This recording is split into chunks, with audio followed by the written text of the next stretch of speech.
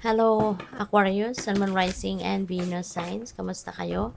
Sana po yung nasa mabuti kayong kalagayan. Welcome back po sa Star Tarot. At kung bago kayo rito, welcome din po kayo. Please subscribe, like, share my videos, and leave me a comment kung nakaresonate po kayo. Thank you.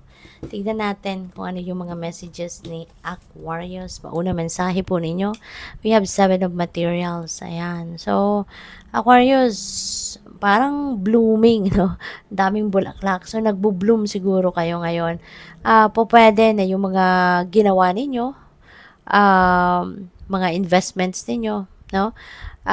Maaaring it's blooming, no? Nagkakaroon ng magandang resulta, nagkakaroon ng magandang epekto, kumbaga, ang mga ginawa ninyo in the past. At po pwede rin na ang iba sa inyo rito, Aquarius, is siguro still cultivating, still nurturing kung ano man ang inyong mga itinanim, you know. Although, alam niyo, aware kayo, nakikita ninyo na hindi pa to handa, no, na i-harvest, no. At pero hindi kayo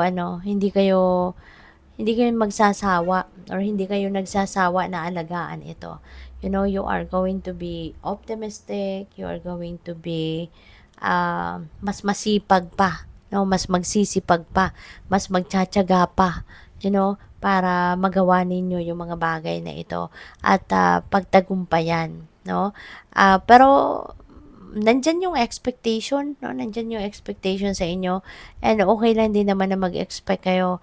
Kasi nakikita nyo na, no? Na kung ano man yung mga effort na ginawa ninyo, talagang nagkakaroon din ng magandang epekto, nagkakaroon ng magandang resulta. Diba? Kaya, good luck sa inyo dyan.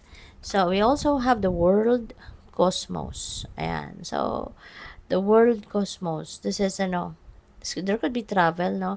Happening dito for some of you, Aquarius. There could be travel, there could be, there could be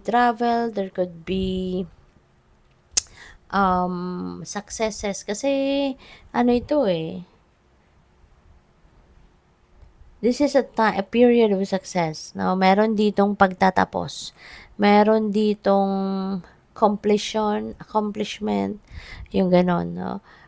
Sa mga ginagawa ninyo.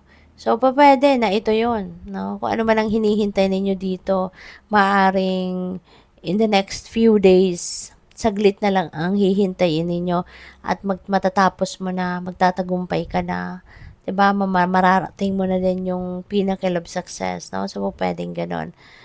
This is worldly success din ang napipick up ko dito.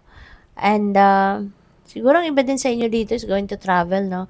O pwedeng you're going to travel the world. Baka meron nang nakaschedule na pagta-travel. Or baka, yung travel na to could be pwedeng related, no? Dito sa pagtatagumpayan ninyo. 'Di ba? Pwedeng premyo yan sa inyo. Or pwede rin na dahil sa success na to, magkakaroon kayo ng opportunity to travel for expansion, no? So, pwedeng ganun. So, good luck sa'yo. We also have, wow, Muse of Materials. Wow, beautiful. No? Talaga magiging successful kayo. Kasi si Muse of Materials, ano to financial success, diba? Financial success, material success. This signifies na it's either papunta pa lang kayo doon sa pinnacle of success pagdating sa inyong kapirahang aspeto, trabaho, career, business, ganyan, investments, or baka nandoon na kayo, no? Baka nasa pinnacle of success na nga kayo, Aquarius. Marami na kayong pera, 'di ba? Establish na yung inyong financial future, yung ganun ba? Kaya napakaswerte, napakaganda. Parang ano na kayo ngayon, no? Yayamanin, 'di ba? Good luck.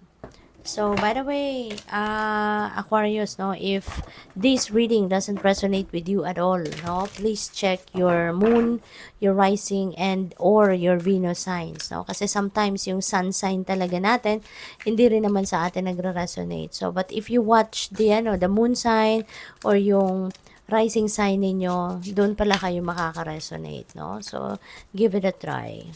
So, tignan natin kung ano pang mga mensahe ninyo. We have the Fire Fairy, creative action and optimism. Okay? So, maari ang iba sa inyo rito is going to take or do a creative action towards kung ano man ang sitwasyon ninyo. Po, pwedeng problem solving yan, no? Kailangan ninyong mag-try ng creative solution, yun ang gawin ninyo. Or po pwede rin naman na talagang meron kayong bagong idea, meron kayong bagong ganap na gagawin and you are going to use your creativity, no, sa ganyan bagay. So, you are going to be very optimistic as well sa ngayon. Siguro dahil magiging tawag dito, magiging excited kayo, no? Dito, dahil nga sa tagumpay, no? Kasi si World Cosmos din, this is ending and beginning, di ba? So, yung mag-end dito, yun yung mga finished project ninyo, merong magtatapos ng pag-aaral, merong nga kayo maa-accomplish, no? At ang beginning, you're definitely going to start something new, bagong kaganapan, bagong opportunity, no? Kaya you will be very optimistic kasi nanggagaling kayo sa tagumpay. So as you head towards a new beginning, so talaga mas maging excited kayo, motivated, inspired, optimistic kayo about what is going to happen next, no? So, what else? We have the swan. Pagbabago talaga, no? There is definitely a transformation that is going to happen. Meron talagang pagbabago, no, na magaganap sa buhay ninyo. And, magtiwala kayo, no? Sabi dito, trusting the psychic gifts.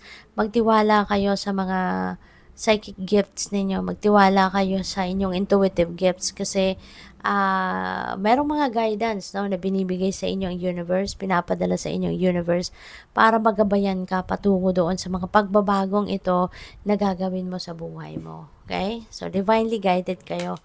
So, we have perception. Ayan. So, maaari, no, na yung tagumpay na to is going to change your perception sa buhay. 'Di ba? Maaaring isa yan sa mga magiging learnings ninyo dito sa mga pinagdaanan ninyo sa buhay, sa pinagdaanan ninyo sa journey of life ninyo. Maaaring merong pagbabago sa inyong perceptions, no? So, good luck sa'yo. Thank you for watching Love and Light. Namaste.